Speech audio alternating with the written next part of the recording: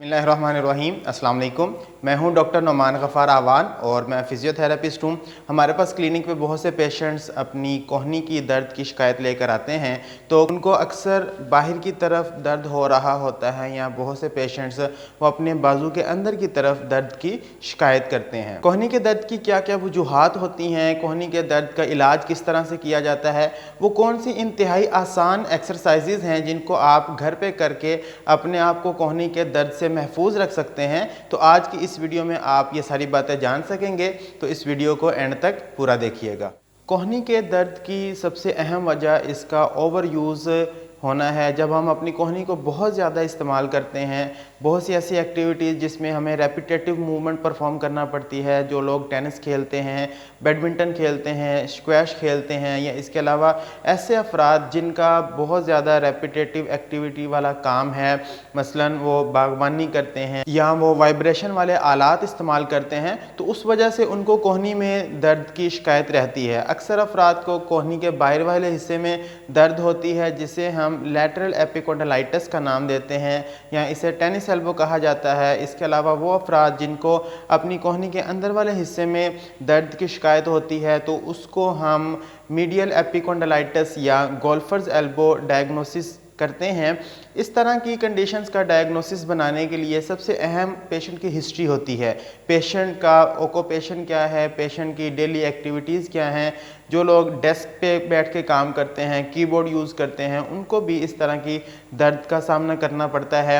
हमारे पास फिजियोथेरेपी में इसके ट्रीटमेंट के लिए सबसे पहला काम होता है कि हम डायग्नोस्टिक टूल्स अप्लाई करते हैं। हमारे कुछ फिज़िकल टेस्ट होते हैं, कोजन्स टेस्ट है, मिल्स टेस्ट है, जिसमें हम रेजिस्टिव एक्टिविटी करवा के पेशेंट की मूवमेंट परफॉर्म करवा के चेक करते हैं कि उसको क्या वाकई ही ओवर यूज़ इंजरी है, ओवर यूज़ सिंड्रोम है। तो इस तरह की कंडीशन के लिए जब हम डायग्नोसिस बना लेते हैं, तो उसकी बेसिस पे हम ट्रीटमेंट करते हैं।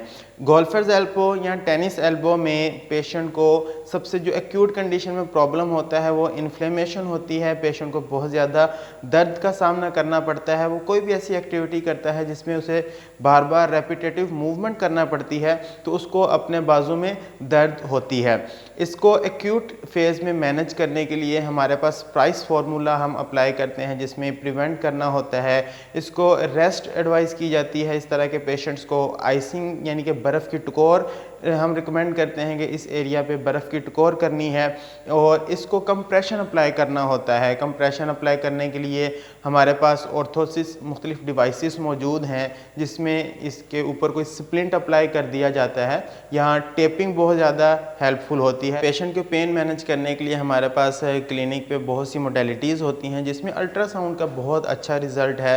हम पेशेंट का थेराप्यूटिक अल्ट्रासाउंड के ज़रिए भी पेन मैनेज करने के लिए इस्तेमाल करते हैं। हमारे पास मुख्तलिफ टेक्निक्स होती हैं, स्ट्रेचिंग टेक्निक्स हैं, स्ट्रेंथनिंग टेक्निक्स हैं, MW हम अप्लाई करते हैं इस तरह की कंडीशन को मैनेज करने के लिए। तो अभी मैं आपको कुछ सिंपल सी एक्सरसाइजेस बताऊंगा, जिनको जो गोल्फर्स एल्बो या टेनिस एल्बो के पेशेंट्स होते हैं वो घर पे कर सकते हैं और अपने ही दर्द को घर पे मैनेज कर सकते हैं। होम प्लान एक्सरसाइजेज में सबसे पहली एक्सरसाइज, इसे हम wrist active range of motion exercise का नाम देते हैं, जिसमें पेशेंट को ये गाइड किया जाता है कि अपने हाथ को आपने इस तरह से सीधा कर लेना है, बाजू आपका बिल्कुल सीधा होगा, और अपने हाथ को आपने इस तरह से ऊपर करना है और फिर नीचे करना है।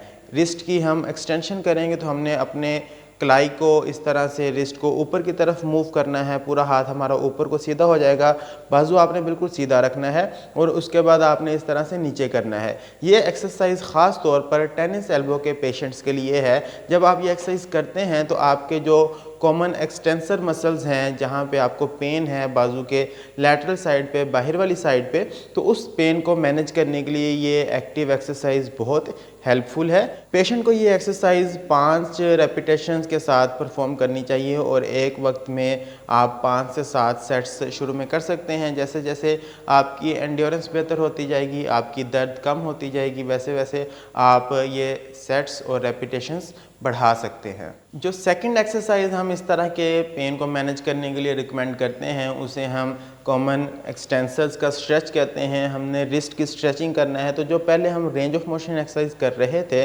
उसी कंडीशन में हमने स्ट्रेच अप्लाई करना है। इस तरह से आप हाथ करके सीधा कर लीजिए और अपने दूसरे हाथ के साथ यहाँ से पकड़ के आपने नीचे की तरफ दबाना है। जब आप इस तरह से दबाएंगे तो आपको यहाँ पे बाकायदा स्ट्रेच महसूस होगा। हमारी कोशिश ये होती है कि हम इस स्ट्रेच को 30 सेकंड्स होल्ड के साथ परफॉर्म करें, और अगर आप इजीली इस स्ट्रेच को 30 सेकंड्स होल्ड कर लेते हैं और तो आप इसके 3 सेट्स एक वक्त में कीजिए। मसल्स को जब हमने स्ट्रेंथन करना होता है तो उसके लिए हमें कोई वेट यूज़ करना पड़ता है। हम रेजिस्टेंस किसी भी वेट के साथ अप्लाई कर सकते हैं। तो घर पे आप कोई भी वाटर बॉटल इस्तेमाल कर सकते हैं। आप हाफ़ लीटर से शुरू कर सकते हैं और ग्रेजुअली आप उसमें वाटर क्वांटिटी बढ़ाते जाएंगे तो वो वेट आपका बढ़ता जाएगा। इसी पोजीशन के अंदर हम अपने एक्सटेंसर्स को, यानी कि अपने रिस्ट को आपने यूँ नीचे की तरफ मूव करना है, उसे होल्ड करेंगे 5 से 10 second, depending upon the capacity कि आप कितना सेकंड्स होल्ड कर सकते हैं, और फिर आपने इसको ऊपर की तरफ यूँ लाना है। आप इस एक्सरसाइज को कंफर्टेबली किसी भी टेबल के ऊपर बैठ के कर सकते हैं, चेयर के ऊपर आप सपोर्ट लेके इसको कर सकते हैं कि आपने टेबल के ऊपर अपना हाथ इस तरह से रख लिया और इस तरह हाथ को आपने नीचे को मूव करना है और उसके बाद आप ऊपर को मूव करेंगे। तो रिस्ट की हमने इस तरह से एक्सटेंशन करनी है। इसी पोजीशन को आप पोजीशन चेंज करके भी इस तरह से परफॉर्म कर सकते हैं। तो ये एक्सरसाइज जब आप इस तरह से करेंगे तो मीडियल एपिकोंडालाइटिस की जो पेन है, गोल्फर्स एल्बो की जो पेन है, उसको मैनेज करने के लिए हम इसमें अपने फ्लेक्सर्स की स्ट्रेंथनिंग करते हैं।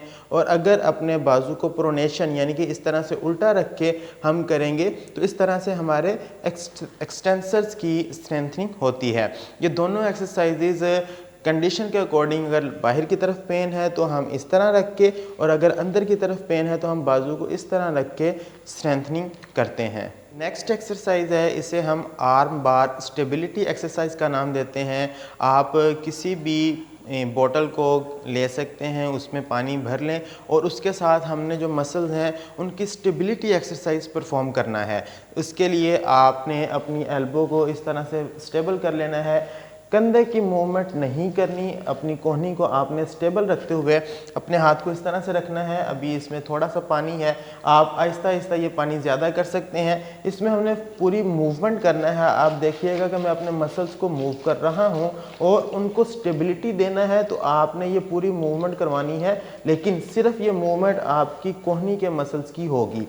इस तरह से आप मूव करें दोनों तरफ, तो आपके जो स्टेबलाइजर मसल्स हैं वो स्टेबिलिटी प्रोवाइड करेंगे और दर्द को कम करने के लिए बहुत हेल्पफुल ये एक्सरसाइज है। ये जो एक्सरसाइजेज अभी आपने देखी हैं ये होम प्लान एक्सरसाइजेज हैं। पेशेंट के डायग्नोसिस बनाने के बाद हम फिजियोथेरेपी में बहुत सी टेक्निक्स ऐसी होती हैं जो हम अपने हाथों से अप्लाई करते हैं।